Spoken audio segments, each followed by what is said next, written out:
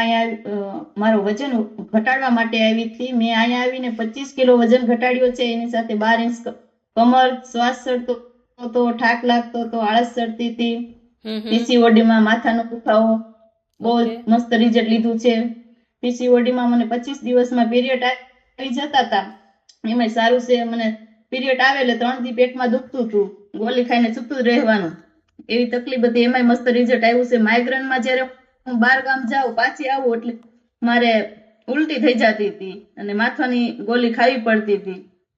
અત્યારે 1 વર્ષમાં ક્યારેય મને માથું દુખ્યું નથી અને શ્વાસ ચડતો તો મને શ્વાસ નથી ચડ્યો અને લોહીના ટકા મારા 4% લોહી વધ્યું છે.